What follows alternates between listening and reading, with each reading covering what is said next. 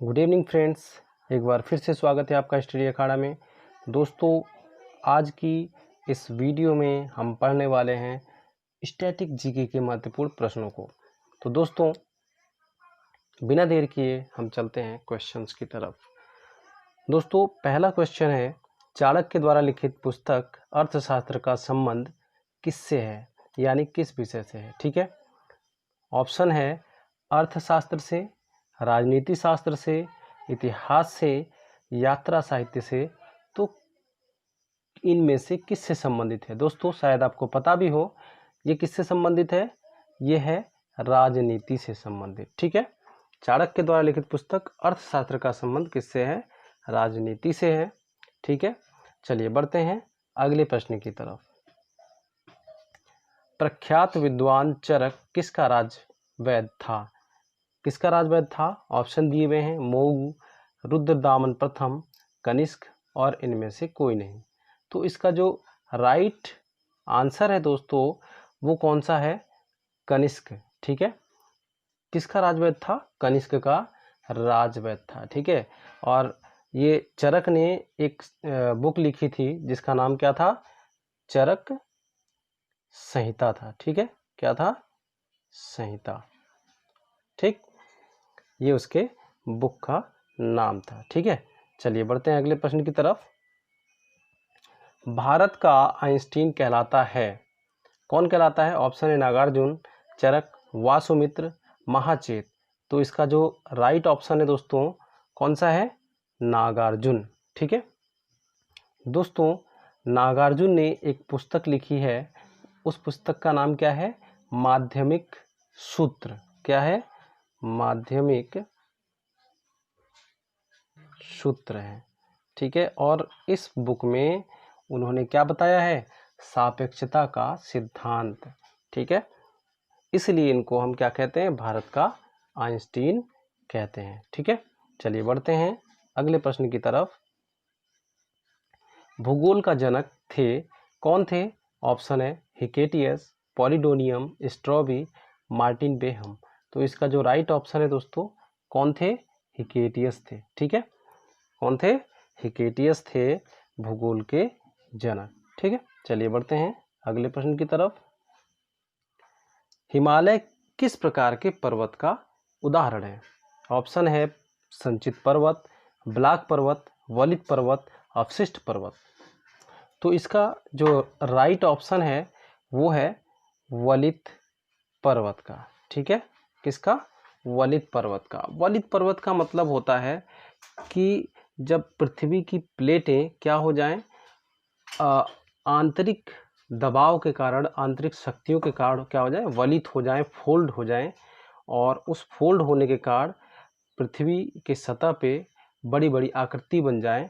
ठीक है, तो ऐसे आकृतियों को, स्थलाकृतियों को क्या कहते हैं? वलित पर्वत कहते हैं, और हिमालय भी उन्हीं में से एक है। ठीक है, चलिए अब बढ़ते हैं अगले प्रश्न की तरफ। पृथ्वी को कितने महाद्वीपों में बांटा गया है? ऑप्शन है 3, 4, 5 या 7।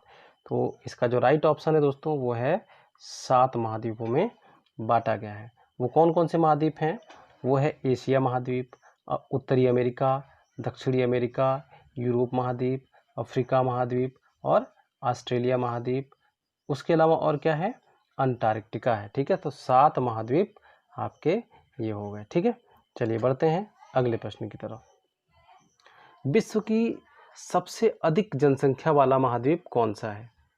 ऑप्शन है ऑस्ट्रेलिया महाद्वीप, यूरोप महाद्वीप, एशिया महाद्वीप, उत्तरी अमेरिका महाद्वीप। तो इसका जो राइट ऑप्शन है दोस्तों, वो है एशिया महाद्वीप। ठीक है, कौन सा? एशिया महाद्वीप जो है विश्व का सबसे अधिक जनसंख्या वाला महाद्वीप है। यहाँ पर क्या है? विश्व की 60% जनसंख्या पाई जाती है एशिया महाद्वीप पे। ठीक है, और ये विश्व की सबसे बड़ी क्या है? महाद्वीप भी है। ठीक है, चलिए बढ़ते हैं अगले प्रश्न की तरफ। अगला प्रश्न है, अटल पेंशन योजना का शुरुआत कब हुआ? ऑप्शन है 9 मई 2015, 20 मई 2015, 10 मई 2016, 9 मई 2014। इसका जो राइट आंसर है वो है 9 मई 2015 को। ठीक है, और किसने लॉन्च किया था इस योजना को? तो पीएम नरेंद्र मोदी जी ने। ठीक है, इसने मोदी जी ने लॉन्च किया था। ठीक है, चलिए बढ़ते हैं अगले प्रश्न की तरफ। सेबी की स्थापना कब हुआ था? ऑप्शन है 12 अप्रैल 1988, 12 अप्रैल 1989, 12 अप्रैल 1990 और इनमें से कोई नहीं। तो इसका जो राइट ऑप्शन है दोस्तों वो है 12 अप्रैल 1988 को। ठीक है, और इस सेबी का हेडक्वार्टर कहाँ है? तो हेडक्वार्टर है मुंबई में। ठीक है, चलिए बढ़ते हैं अगले प्रश्न की तरफ। कोल इंडिया लिमिटेड की स्थापना कब हुई थी? ऑप्शन है 1970, 1975, 1960, 1930। तो इसका जो राइट ऑप्शन है दोस्तों वो कौन सा है? 1975 ईस्वी में। ठीक है, और इसका जो हेडक्वार्टर है वो कहाँ है? कोलकाता में। ठीक है, कोलकाता में इसका हेडक्वार्टर है। ठीक है, चलिए बढ़ते हैं अगले प्रश्न की तरफ। मौलिक अधिकार किस देश के संविधान से लिया गया है? ऑप्शन है संयुक्त राज्य अमेरिका, ब्रिटेन, आयरलैंड और जर्मनी।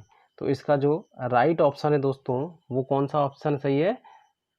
संयुक्त राज्य अमेरिका सही है। ठीक है, चलिए बढ़ते हैं अगले प्रश्न की तरफ। उत्तराखंड राज्य का गठन कब हुआ था?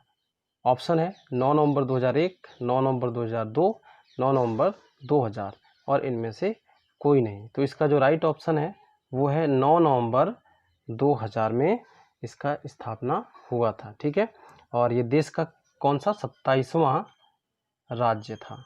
ठीक है, चलिए बढ़ते हैं अगले प्रश्न की तरफ। संविधान संशोधन की प्रक्रिया का उल्लेख किस अनुच्छेद में किया गया है? ऑप्शन है अनुच्छेद 267, अनुच्छेद 368, अनुच्छेद 151, अनुच्छेद 241।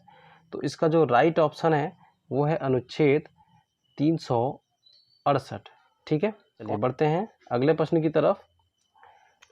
इंफ्रासोनिक वेव्स की आवृत्ति कितनी होती है? ऑप्शन है 20 हर्ट्ज के नीचे, 20 हर्ट्ज से 20,000 हर्ट्ज तक, 20 हर्ट्ज से ऊपर या इनमें से कोई नहीं। तो इसका जो राइट ऑप्शन है दोस्तों वो है 20 हर्ट्ज से नीचे।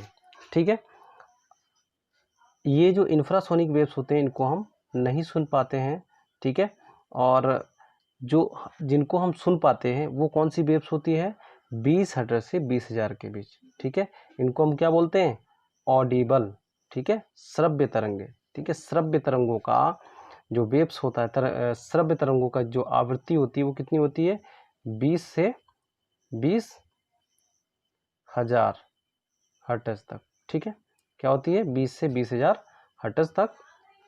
उसके अलावा उससे ऊपर के जो वेव्स को बोलते हैं वो बोलते हैं अल्ट्रासोनिक वेव्स। चलिए बढ़ते हैं अगले प्रश्न की तरफ। अगला प्रश्न है आनुवंशिकी के पिता कौन कहलाते हैं? ऑप्शन है Darwin, Lamarck, Gregor John Mendel, इनमें से कोई नहीं। तो इसका जो राइट ऑप्शन है दोस्तों वो है ग्रेगर जॉन मेंडल। ठीक है, आनुवंशिकी के पिता के रूप में इनको जाना जाता है। ठीक है।